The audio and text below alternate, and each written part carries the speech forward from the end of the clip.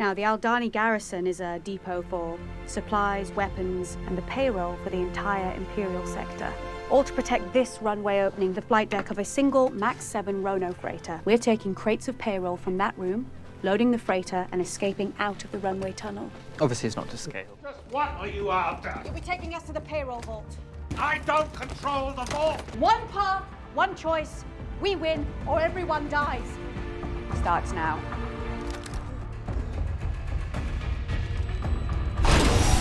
Jill, please just do what they say.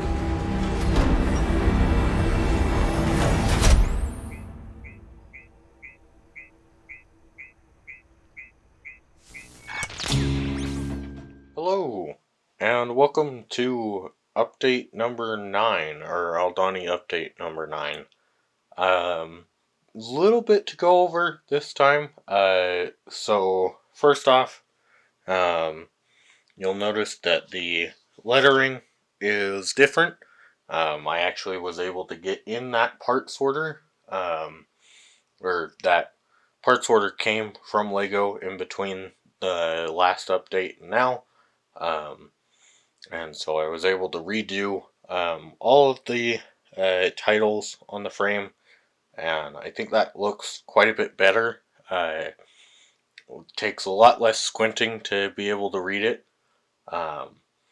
And then I also finished the Garrison, and so we'll go ahead and we'll take a look at that. So taking a look, you may think that it's really dark. You'd be right. And so we'll go ahead and I'll turn on the light and show you what it looks like in there all lit up.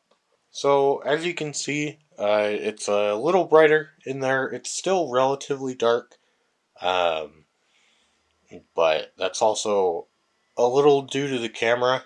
I'm going to try and change the angle and change the lens and see if it doesn't make that a little bit brighter. So you can see the light on the ceiling there. It's a little hard to capture, but it's some of those satin trans clear pieces that I've got the light put inside. But then if we go ahead and we'll move down, looking at the back wall there, the back wall is the darkest just because that's not really where most of the light is, but I tried to incorporate some old octagonal pieces as like a form of piping, because that's one thing that I wasn't really able to put onto the other walls that is prevalent in the Garrison. Is a lot of different like piping and stuff, so I was able to add in some there, and then add in some more greebling over there, and then just in front of that, you might notice I put a mini kit in there. Just thought that I'd add in some extra little details, and you'll spot more of those as we go along. But I also I did shorten the vault wall, and I did that mainly just because I thought that it didn't look that great, or it didn't need to be that big to sort of give you a sense of what I was going for. So I decided to reduce it down, and I think that actually benefits because the whole Garrison looks larger now, less cramped and condensed. But as we take a look at the other wall that I finished, I was sort of running out of parts when finishing that wall, and so I'm not sure if you can see it behind there. Right now I've got a yellow brick standing in for where a gold brick would be. And then let's try to use the light. Yeah, you can kind of see it there. I've got a dark red brick representing a red brick, which that is the color that it is, but because everything's so dark, I may replace that with a classic red brick, because if we turn off my flashlight there, you can't really see it too well, but then if we go ahead and we move down, you'll notice, so I ordered it, but I have not gotten the new hairpiece for Colonel Pettigar, or not Colonel Pettigar, that's a different character, Commandant. I didn't get his hairpiece in yet, but so I'll go over that in another update. But then up front here, even though they don't have guns, I was just sort of going over complete saga references that I could put in, and so I gave one of the crew members down there a carrot gun, and then I also thought it would be fun to give the dead crew member with the standard smiley face. I thought it would be fun to give them the classic red cup. But yeah, I think that's about it for the interior. So we'll go ahead and we'll take a look at the roof and then the front exterior. So up here on the roof, we've got the 5 troopers that are running across the bridge. That was a shot that I wanted to recreate. However, I thought that instead of using the AT-ST driver head that has the chin strap, I thought it could be a fun little Easter egg to have the 5 faces of the Bad Batch in there. I happened to pick up a spare set of them a while back, and so I thought this would be a fun place to put them, especially looking. Let's see if we can't see them. I'll move a couple out of the way real fast. So looking at the back there, you can see the Echo and Tech when you use our alternate face, or in the case of Echo, when you just put the helmet on, they become a little harder to tell who they are, and so I thought that this would work pretty well. It's just sort of a little fun Easter egg. And so yeah, so we'll, the other real significant part of the roof was the little comms building, and so you can sort of see inside there. We've got the comms officer with his headset on, and I tried to sort of illuminate it by just having 3 very open sides. It doesn't really have a window like this, but I wanted people to be able to at least see in if they were looking in there. There is a bunch of interior details, but I don't know if we're going to be able to really capture that on camera. But then moving up, you can see that on the roof and sort of to the side, we've got different little antennas and satellites, or satellite dishes, I should say. And yeah, I thought that turned out pretty well. I was able to use a lot of these railing pieces, and I think those actually look really good. Um, but so let's go ahead and I'm going to change to a wider angle to give you the full picture of the roof. So taking a look here at the full roof, as you can tell, it's pretty wide for what it should be. But I think I was able to cover that up pretty well by just adding a whole lot of cargo on either side. You can't really see from this angle um, that side. Let me actually. So that should give you a little bit of a better view of the roof or the top of the dam. Um,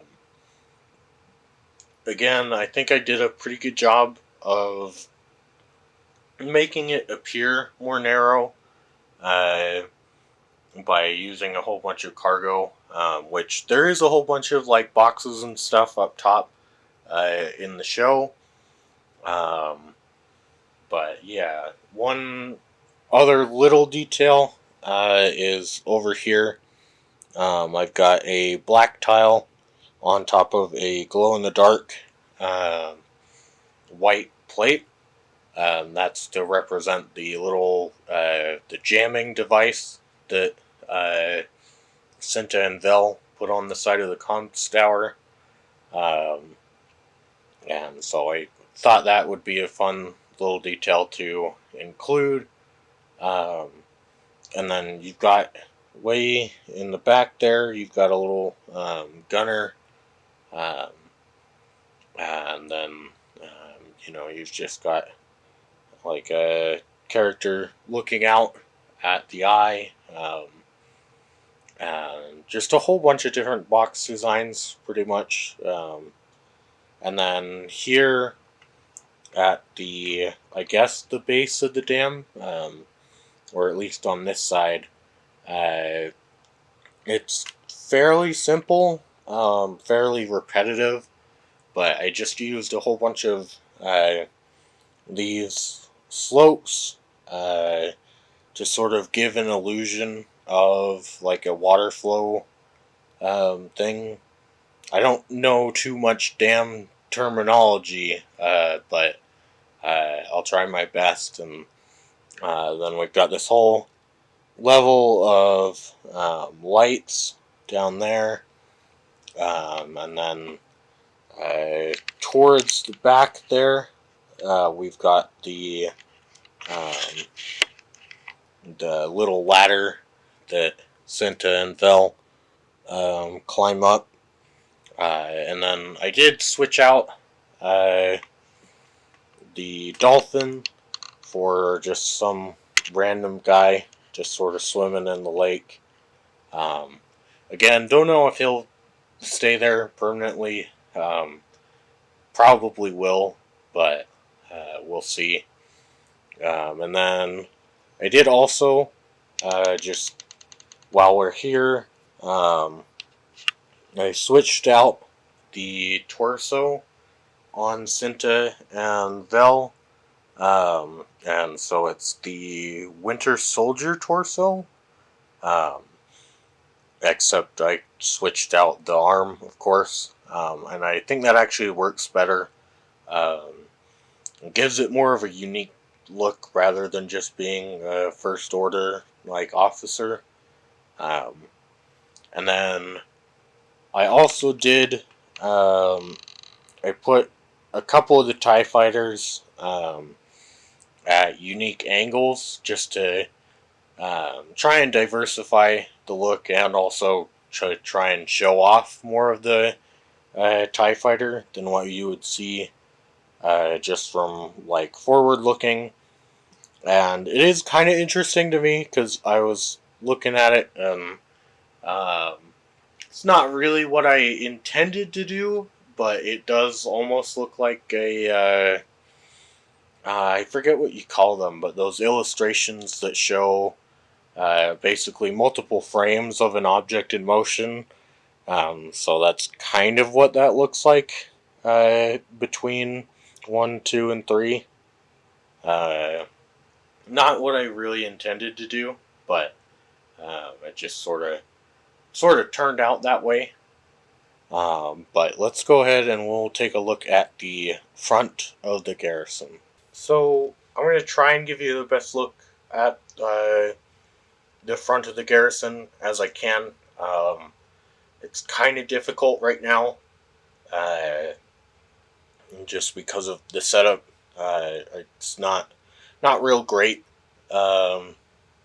as far as my setup goes to show it off, but I did put this whole front sort of panel, I guess, is what I've made. It's just a single layer of bricks that is just sort of leaning back there.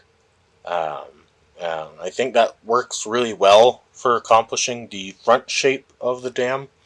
Now these sort of inlets here, I was able to put the curves in the bottom. However, up top, I will need to get, which I was already kind of planning on getting a whole bunch to finish the pillars in Alkenzi, but I need to get a whole bunch of the 1x3 inverted tile in light bluish gray, and so I'll hopefully have those in by the next update or two, and then I think that'll finish off that look real well. Um, Everything will look real neat. The tunnel, you can kind of see, is fully illuminated with that red light. That looks really good. And then, yeah, as far as just other progress that I've made, I started work on the valley just a little bit, just some sort of test designs and whatnot. So we've got the remains of the Sacred Temple. That I'm pretty happy with how that's turned out so far. It'll be incorporating that into the hills of the valley that will be sort of the challenging part. But for the valley, I need to make basically I need to make that work, and then I need to make Tower 1. And then I've got some like hill designs that I've been trying to figure out so that I can have sort of the rolling hills of the valley. But I think that should turn out well. And yeah, I think that's about it for this update. So I'll see you next time. Bye bye.